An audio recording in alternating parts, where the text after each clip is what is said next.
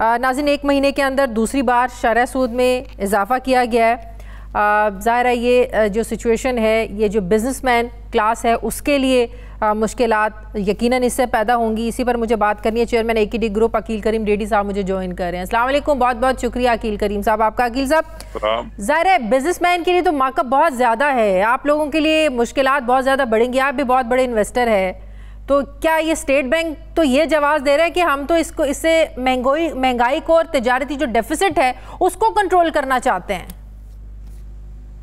देखिए, जो महंगाई की बात हम कर रहे हैं या इंटरेस्ट रेट बढ़ने की कर रहे हैं, वो तो जिस दिन आपका टी बिल का ऑक्शन हुआ था उसी दिन इंटरेस्ट रेट बढ़ गया था। हाँ। और आज तो फॉर्मेलिटीज थी जो पूरी की गई है, अदरवाइज तो आज एक्सपेक्टेशन तो ज्यादा थी।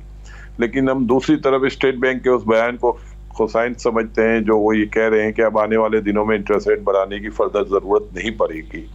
तीसरा, उन्होंने बैंकों के हवाले से जो बात की है कि हम कोशिश करेंगे कि जिस तरह लास्ट टी बिल ऑक्शन हुआ था और बैंकों ने काफी हायर साइड पे ऑफर की थी, तो स्टेट बैंक का ये भी कहना है कि हम बैंकों को इस तरह की सिचुएशन क्रिएट नहीं करने देंगे। तो मैं समझता हूँ कि आज इंटरेस्ट रेट बढ़ाने के साथ साथ जो बयानात हैं सेंट्रल बैंक के वो बहुत अच्छे हैं, और ये इंटरेस्ट रेट जो बढ़ा है जो कि इस वक्त 9.5% के करीब है पॉलिसी रेट। लेकिन दूसरी तरफ अगर आप देखें तो आपका टी बिल 11.5% पे ट्रेड कर रहा है, और इस बयान की वजह से जो स्टेट बैंक ने जो बयान का रेट है ना, जब बैंकों का भी जब रेट इसमें शामिल होगा ये तो 13-14% तक पहुंच जाएगा। मैं आपको ये बता दूं कि ये जो टी बिल और पॉलिसी रेट तकरीबन एक जैसा ही होता है, इसमें ज्यादा फर्क नहीं होता। ये बड़े अरसे के बाद हमने टी बिल को इतना ऊपर लेवल पे ट्रेड होते हुए देखा और पॉलिसी रेट को काफी नीचे देखा। उमूमन ये चीज होती नहीं है। टी बिल क्योंकि जारी बात है वो गवर्नमेंट ने ही लेने होते हैं, वो सबसे सिक्योर पैसा होता है लेंडिंग का। तो जितने भी आपके कॉमर्शियल बैंक हैं उनकी ज्यादातर इन्वेस्टमेंट या तो टी बिल में होती है या PIBs में होती है। इसके अलावा तो वो ज्यादातर लैंड करते ही नहीं है। बड़ी मुश्किल से कोई हाउसिंग साइड पे गवर्नर साहब ने प्रेशर डाल के थोड़ी बहुत इन्वेस्टमेंट करवाई होगी, अदरवाइज तो हमारा पूरा बैंकिंग सिस्टम गवर्नमेंट और बैंकर आमने सामने ही खेलते रहते हैं। प्राइवेट लैंडिंग तो बहुत कम होती है पाकिस्तान में। तो मैं सिर्फ ये कह रहा था कि जो फॉर्मेलिटीज आज हुई है जो कि 1% बढ़ाया, ये तो हम समझ रहे थे इससे भी ज्यादा इंटरेस्ट रेट बढ़ेगा, क्योंकि जब भी टी बिल 11.5% था तो लोग एक्सपेक्ट करते थे कि कम से कम पॉलिसी रेट 10.5% हो जाएगा। तो हम समझते हैं कि आज स्टेट बैंक ने थोड़ा सा हल्का हाथ रखा है, और वो शुरू में 2 का बता के तो आप लोगों को 1 पे राजी कर लिया ना, इसीलिए शायद इतना रिएक्शन नहीं आया। और वैसे भी बड़े बिजनेसमैन को तो शायद इतना फर्क ना पड़ा हो। मेरी आज 4-5 लोगों से बात हुई, छोटा बिजनेसमैन परेशान है इससे, जिसने कर्ज लेकर बैंकों से कारोबार शुरू करना है, उसके लिए तो बहुत ज्यादा रेट है ना ये। 1 महीने में 2 बार आपने बढ़ा दिया है।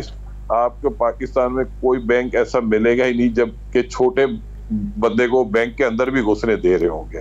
पाकिस्तान में इस तरह लैंडिंग होती नहीं है। पाकिस्तान में तो ये 20, 25, 30 लोग होते हैं जिनको बैंक लैंड करता है। इसके अलावा तो आप उठा के चेक कर लें, उनका सारा बैलेंस शीट निकाल के आप देख रहे हैं किसने कितने बोरे किए हुए हैं, उसमें आपको 20 से 25 लोग मिलेंगे ज्यादातर, इससे ज्यादा लोग आपको कभी भी नहीं मिलेंगे।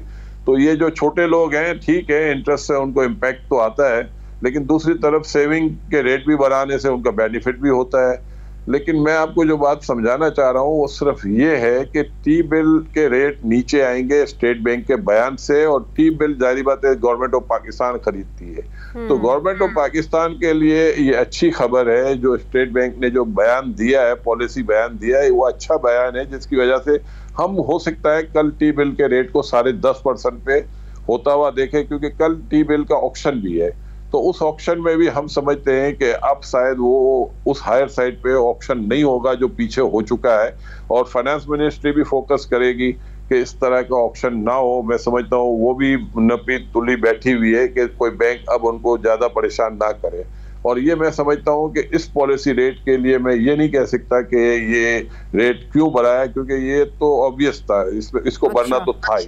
सही, क्योंकि आपके जब टी बिल इतना ऊपर ट्रेड कर रहा है तो ये पॉलिसी रेट का नीचे रहने, तो डॉलर का इस तरह बढ़ना, इतनी ऊंची उड़ान, ये भी ऑब्वियस है, ये कहाँ जाके रुकेगा?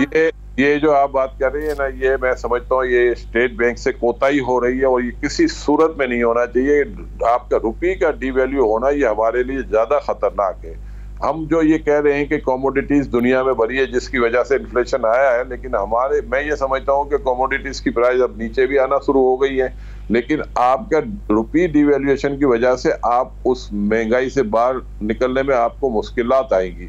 तो मेरा ये ख्याल है कि सेंट्रल बैंक अगर रुपी के हवाले से वो सही तरह, मैं समझता हूँ कंप्लीटली रुपी को रोकने में फेल हो गया है और इनको बहुत ज्यादा कोशिश इसकी बहुत बड़ी वजह नहीं है, देखें है, लेकिन आप ये भी देखें आपका रिमिटेंस अच्छा है, लेकिन आपका इंपोर्ट का बिल सिर्फ एक महीने का $8 बिलियन लास्ट टाइम आया था और ये 6 बिलियन से ज्यादा हम अफोर्ड नहीं कर सकते। अभी जो आप मिनिस्टर साहब बातें भी कर रहे थे तो आपने सही कहा था कि ये लग्जरीज वगैरह पे हमें फोकस करने की जरूरत है, इसको आपको रोकने की जरूरत है।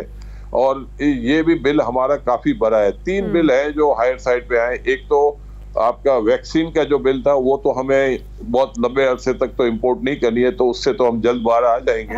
सेकंड आपका जो पेट्रोलियम है, तो पेट्रोलियम भी जाहिर बात है कि पेट्रोलियम प्रोडक्ट की प्राइस ऑल टाइम हाई पे चली गई थी। ऑल टाइम हाई तो नहीं कह सकते, पिछले दिनों 1.5 साल के हाई पे थी, तो उससे हमें थोड़ा बहुत डैमेज हुआ है और अब वो प्राइस नीचे आई है। तीसरा हमारी कार इंपोर्ट का भी बढ़ी थी। तो ये सारी चीजों से आपको बचने की जरूरत है और ये मैं समझता हूँ गवर्नमेंट को इसके ऊपर पॉलिसी बनानी पड़ेगी, क्योंकि आप बहुत ज्यादा ट्रेड डेफिसिट अफोर्ड नहीं कर सकते। बिल्कुल सही। और ये ट्रेड डेफिसिट के साथ करंट अकाउंट भी आप डेफिसिट अफोर्ड नहीं कर सकते। वज़ीर इत्तलात फवाद चौधरी ने पीटीआई के साबिक सीनियर रहनुमा जस्टिस रिटायर्ड वजीउद्दीन के बयान को नजरअंदाज करने की नसीहत की और साथ भी खुद भी बड़ा सख्त किस्म का रिएक्शन दिया। फवाद चौधरी ने एक सहाफ़ी के सवाल के जवाब में क्या कहा, जरा आप देखिए। वजीउद्दीन अहमद साहब इस तरह के कई मसखरे फिर रहे होते हैं जो अपनी अहमियत बनाने के लिए इस तरह की बातें करते हैं। उनका ख्याल होता है कि इससे एक दिन आप जैसे दोस्त जो हैं वो सवाल कर लेंगे, नाम शाम आ जाएगा। इनको इनके घर वाले भी नहीं पहचानते, तो इस बहाने है कि आप लोगों की तवज्जो आ जाती है, तो इन मसखरों पर इतनी तवज्जो देने की ज़रूरत नहीं होती। चंद रोज़ पहले नाज़रीन जस्टिस वजीउद्दीन ने एक टीवी प्रोग्राम में कहा कि ये सोच बिल्कुल गलत है कि इमरान खान दयानतदार आदमी हैं। उन्होंने इल्ज़ाम लगाया था कि इमरान खान का बनी गाला का घर चलाने के लिए जहांगीर तरीन और दीगर अफराद माहाना 30 लाख रुपए दिया करते थे, जो बाद में 50 लाख माहाना कर दिया गया। ये हमें याद है कि जस्टिस वजीउद्दीन को 2015 में पीटीआई के पार्टी इंतखाबात में धांधली पर जहांगीर तरीन और परवेज़ खटक को और पार्टी से निकालने की सिफारिश करने पर इमरान खान ने खुद इन्हें ही पार्टी से निकाल दिया था, हमें अच्छी तरह याद है। अब एक अरसे के बाद एक मरतबा फिर जस्टिस रिटायर्ड वजीउद्दीन ने ऐसा बयान दिया है जिसे बज़ाहिर तो वफाकी वज़रा नज़रअंदाज करने या ना अहमियत ना देने की बात कर रहे हैं और अजीब अजीब अल्फाज उनके लिए इस्तेमाल कर रहे हैं, मगर ख़ुद इस पर सख्त रद्द अमल भी दे रहे हैं।